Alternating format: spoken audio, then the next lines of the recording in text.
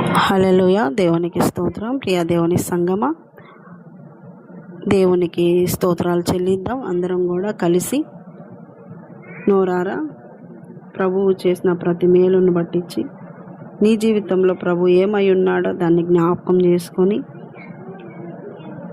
యేసయ్యకు స్తోత్రాలు చెల్లిద్దాం. యెహోవా ఈరే దేవా స్తోత్రము స్తోత్రము స్తోత్రము స్తోత్రము స్తోత్రము. యెహోవా ఈరే అయిన ప్రభువా నీకు స్తోత్రము స్తోత్రము స్తోత్రము. యేసయ్యా ఎలోహిం అయిన దేవా, సృష్టికర్త అయిన దేవా నీకే స్తోత్రములు స్తోత్రములు స్తోత్రములు.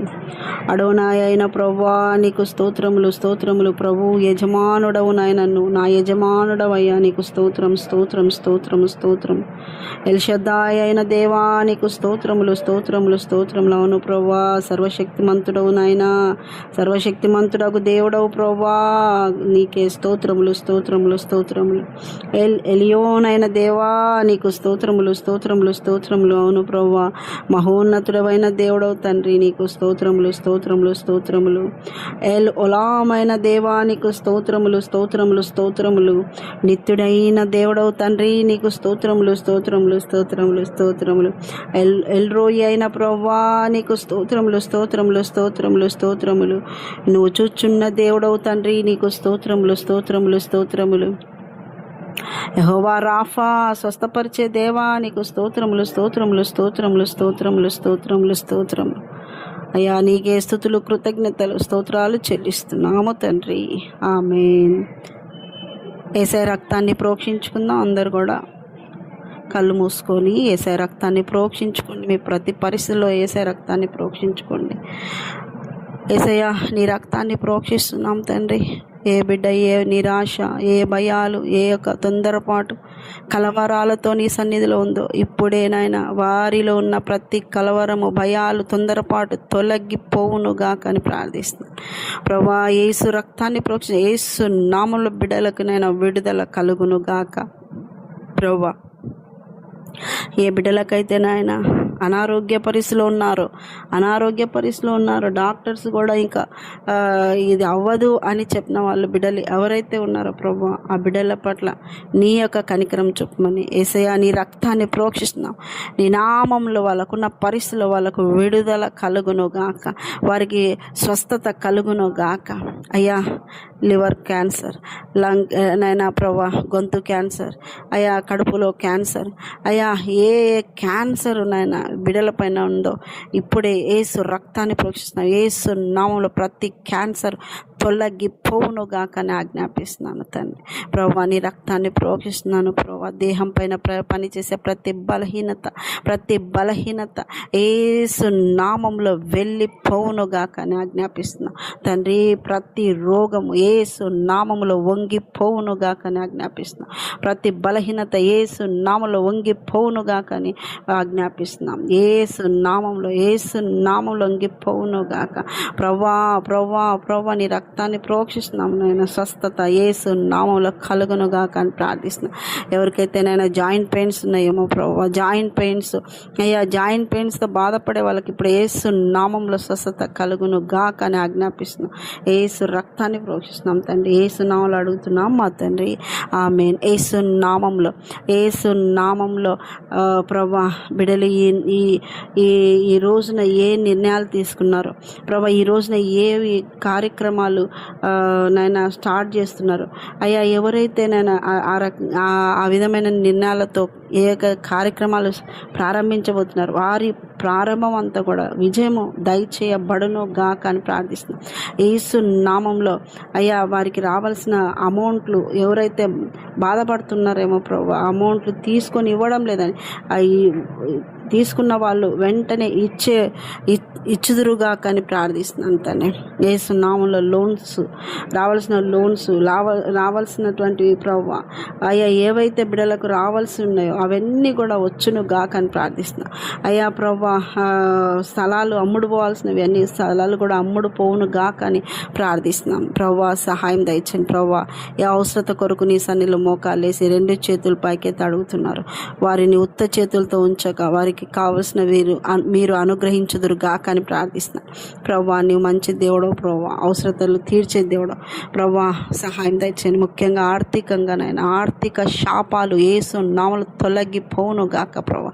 ఆర్థిక దీవెనలు బిడలకు మెండుగా కలుగును గాక అని ప్రార్థిస్తున్నాం. ప్రవ్వా ఎవరైతే కొరతతో దరిద్రముతోనైనా దరిద్రము ఏలుబడి చేస్తుందో ప్రవ్వా, ఆ కుటుంబాల్లోనైనా నీ యొక్క ఐశ్వర్యం నీ మహిమైశ్వర్యంలో వాళ్ళు ప్రతి అవసరత తీర్చబడును గాక అని ప్రార్థిస్తున్నాం.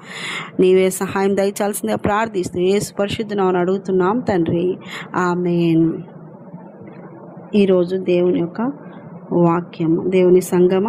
పోయినసారి మనము ధ్యానించుకున్నది ఏంటి అంటే తీసుకున్న నిర్ణయం వల్ల వచ్చిన నష్టం, అందువల్ల నిర్ణయాలు జాగ్రత్తగా తీసుకోండి, నష్టపోయినవి తిరిగి రావు అనేది మనం ధ్యానించుకున్నాము. ఈరోజు నిర్ణయం తీసుకోవడం వల్ల వచ్చిన లాభం. కాబట్టి నిర్ణయం అనేది చాలా విలువైనది, ఇంపార్టెంట్. అందుకని 1కి 2 సార్లు ఆలోచించి నిర్ణయించుకోవాలి. 1కి 10 సార్లు ఆలోచించైనా నిర్ణయాలు తీసుకోవాలి. ఒక తొందరపాటు ఉండకూడదు. ఒక పని విషయంలో కానీ ఏ విషయాల్లోనైనా ఒక నిర్ణయము నీకు మేలుని తేవచ్చు, కీడుని తేవచ్చు. ఒక నిర్ణయం నీకు లాభం తేవచ్చు, నష్టం తేవచ్చు. కానీ నీ ప్రతి ఆలోచన నువ్వు దేవుని దగ్గర పెడితే ఆ ఆలోచనను దేవుడు నీకు మేలుకరంగానే మార్చగల సమర్థుడు.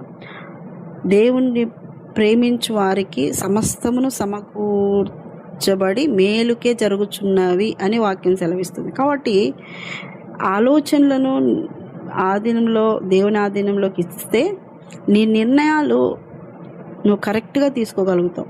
నీ నిర్ణయం వల్ల మేలు జరుగుతుందా, కీడు జరుగుతుందా? మన నయోమి విషయంలో తీసుకుంటే ఎలీమెలెకు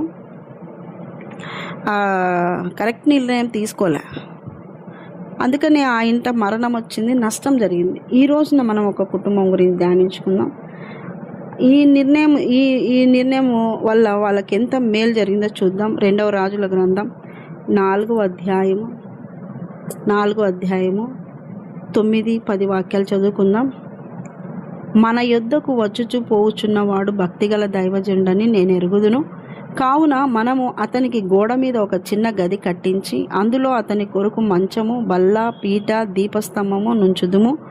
అతడు మన యొద్దకు వచ్చినప్పుడెల్లా అందులో బస చేయవచ్చునని చెప్పాను.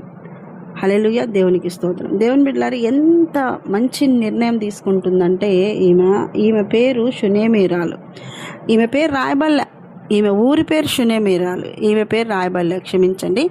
ఈమె ఊరి పేరు షునేమి పట్టణము. ఈమెను షునేమీరాలు గానే పిలిచినారు, పేరు రాయించలేదు. కానీ ఈమె గనురాలు, మంచి ఆస్తిపర్రాలు. అయితే భక్తి కలిగిన బిడ్డ కాబట్టే భక్తి కలిగిన దైవజనుడని గ్రహించగలిగింది. భక్తి లేకపోతే ఆమె ఎలా కనుక్కోగలుగుతుంది? కనుక్కోలేదు కదా. కాబట్టి భక్తి యొక్క విషయాలన్నీ తెలుసు గనక ఎలీషాను చూసిన వెంటనే అతను భక్తి గల దైవజనుడని గ్రహించింది. గ్రహించిన బిడ్డ అతని దగ్గరికి పోయి ఆయన కూడా వెళ్తూ ఉన్నాడంట ఈమె ఇంటికి.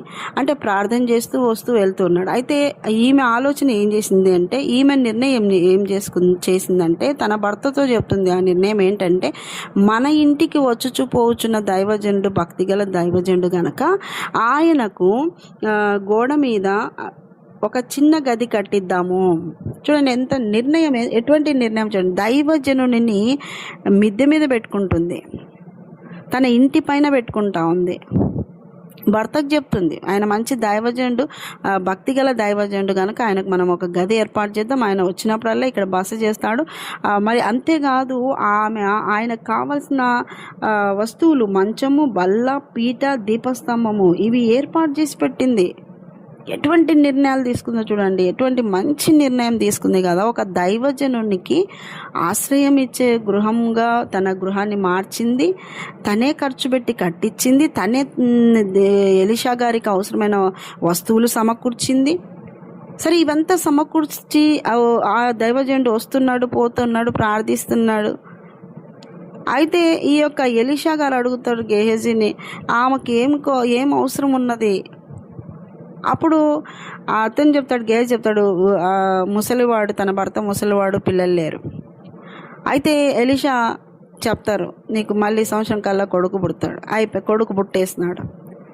దైవజనుణ్ణి తన ఇంటికి పైన ఒక గృహం కట్టించి పెట్టి, ఎంత నిర్ణయం, ఎటువంటి నిర్ణయం అది! ఖర్చుతో కూడుకున్న నిర్ణయము అది, భర్తను ఒప్పించుకునే నిర్ణయము అది, తన ఇంటికి క్షేమమని ధైర్యము చేసి తీసుకున్న నిర్ణయానికి తగినట్టుగానే దేవుడు ఆమెకు కుమారుడు లేకపోతే ఆ కుమారుణ్ణి అనుగ్రహించినాడు. దైవజనుణ్ణి చేర్చుకున్నందు వల్ల దేవుడు ఖచ్చితంగా దానికి తగిన ప్రతిఫలం ఆమె కుటుంబానికి అనుగ్రహించినాడు. అయితే ఒక రోజున పిల్లవాడు పెద్దగా అయినాడు. పెరిగి పెద్దగా అయిన తర్వాత ఒక రోజున ఆ పిల్లవాడు తలనొప్పి అని తలపోయనని ఆమె తొడ మీదనే పడుకొని అట్లే చనిపోతాడు. చనిపోయిన తర్వాత ఆ పిల్లవాడు చనిపోయినాడని ఎవ్వరికి చెప్పలేదు, తన భర్తకు కూడా చెప్పలేదు. ఎత్తుకొని పోయి దైవజనునికి కోసం ఏర్పాటు చేసిన గదిలో మంచం మీద, దైవజనుని మంచం మీద వండబెట్టి ఆమె దైవజనుని దగ్గరికి ప్రయాణమైపోతుంది. అసలు ఆమె ఏమంటారు, ఆ సిచ్యుయేషన్లో తన జ్ఞానము చూడండి, ఆ పరిస్థితిలో ఆ జ్ఞానం, ఆ సెన్స్ చూడండి. అసలు లబోదివం అని కొట్టుకోరు మీరైతే. ఓమ్మో ఓయ్యో, దైవజనుడిని కూడా ఇంటికి చేర్చుకున్నాను, అయినా కానీ ఆయనకి ఇండ్లే కట్టించి ఆయన మంచం అసలు మీకు ఏది నష్టం జరిగినా విశ్వాసులకి దొరికేది ఎవరు అంటే సేవకుడు, దేవుడే. కనిపించే సేవకుని, కనపడని దేవుడిని కూడా తిట్టుకుంటానే ఉంటారు. అది చేసి ఇది చేసి పెద్ద పెద్ద నష్టాలు జరిగితే ఇంకా అస్సలు వాళ్ళని ఊకే ఇడిచిపెట్టారు మీరు. ఈమె అసలు ఏ మాట అనకుండా వెంటనే ఆమె నేను దైవజనుని దగ్గరికి వెళ్తున్నానని భర్తకు చెప్పి బయలుదేరింది. భర్త అంటాడు, అసలు ఈరోజు ఏం అమావాస్య కాదే అంటాడు. అయితే ఆమె ఏమంటదంటే, ఈరోజు నేను పోవటం మంచిది అని అంట. కొట్లాలే అక్కడ భర్తతో కూడా సమాధానంగా జ్ఞానం కలిగిన మాటలు మాట్లాడింది. సరే అన్నాడు ఆయన. కొంతమంది భర్తకు చెప్పకుండానే సొంత నిర్ణయాలు తీసుకొని దానికి కూడా గొడవలు చేసుకుంటూ ఉంటారు. ఎంత కుటుంబ జీవితంలో, సంసార జీవితంలో భార్య భర్తల దగ్గర జ్ఞానం కలిగి ప్రవర్తించాలి. అది భర్త అయినా భార్య అయినా జ్ఞానం కలిగి ప్రవర్తించి కుటుంబమునకు క్షేమం వచ్చేటువంటి నిర్ణయాలతో ముందుకు సాగాల.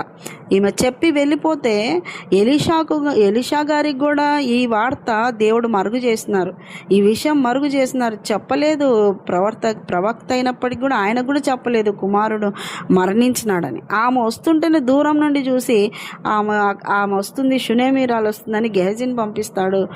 ఎలీషా గారు ఎందుకు వస్తుంది సిస్టర్, వెళ్ళి కనుక్కోండి. వెళ్ళి కనుక్కుంటే ఆమె ఏం మీరు సమాధానం కాదు, మీరు క్షేమంగా ఉన్నారా అని అంటాడు గెహజీ. అంటే మేము క్షేమంగానే ఉన్నాము, నీ పెనిమిటి, నీ కుమారుడు అందరం క్షేమంగా ఉన్నారంటది. ఇక బయలుదేరి వచ్చి ఎలీషా దగ్గరికి వచ్చి కాళ్ళ దగ్గర పడి కన్నీరు పెట్టుకొని ఏడుస్తుంది. గెహజీ ఆమెను తోసేయాలని చూస్తాడు, కానీ ఆమె చాలా దుఃఖంతో ఉందని ఎలీషా సరే ఏడవనిలే అని అంటారు. అప్పుడు ఆమె ఏడ్చి అప్పుడు కుమారుడు లేడు అన్న మాట చెప్తే అప్పుడు గెహజీకి ఎలీషా గారు చెప్తారు, ఈ దండం తీసుకొని పో, ఆ బిడ్డ పైన పెట్టు అని. అయితే పోయి పెట్టినా కూడా ఆ బిడ్డ లేవాడు. మళ్ళీ గెహజీ బయలుదేరిస్తే ఆ తర్వాత ఈ షునేమీరాలతో పాటుగానే ఎలీషా గారు వచ్చి ఆ మేడగది పైకి వెళ్ళి ఆ చనిపోయిన కుమారుని పైన చాచుకొని పండుకొని ప్రార్థించి పడుకున్న తర్వాత లేచిన తర్వాత 7 సార్లు తుమ్మి బాబు తిరిగి జీవాన్ని పొందుకుంటాడు. హల్లెలూయా, దేవునికి స్తోత్రం. అప్పుడు గెహజీని పిలిచి ఆ సిస్టర్కి ఈ బాబుని అప్పగించేసాయంటే ఇంకా ఆ బాబుని ఎత్తుకొని ఆమె ఆ బాబుని తీసుకొని ఆ ఎలీషా గారి కాళ్ళ మీద సాష్టంగా పడి నమస్కారం చేస్తుంది సంతోషముతో. చూడండి దేవుని బిడ్డలారా, నిర్ణయము తీసుకునే విషయములో ఒకవేళ మంచి నిర్ణయమే అయినప్పటికీ మధ్యలో ఏదైనా శోధన కలిగి నష్టం కలిగినప్పటికీ ఆ నష్టమును లాభముగా మార్చే దేవుడు. ఆ బాబు చనిపోతే కూడా జీవమునిచ్చిన దేవుడు. ఆమె చేసిన పరిచర్యను చూసినాడు దేవుడు. ఆమె నిర్ణయం చూడండి, ఎంత నిర్ణయం తీసుకుందో. ఆ నిర్ణయం ద్వారా కుమారుని పొందుకుంది, చనిపోయి తిరిగి లేచిన బిడ్డను మళ్ళీ పొందుకుంది. అటువంటి గొప్ప కార్యాలు చూస్తారు. నిర్ణయాలు కరెక్ట్గా ఉంటే, నిర్ణయాలు తీసుకునే నిర్ణయాలు కరెక్ట్గా ఉంటే సంతోషమే దేవునిలో, లాభమే దేవునిలో. దేవుడు ఏదైనా చేయగలడు, అద్భుతాలు చేయగలడు.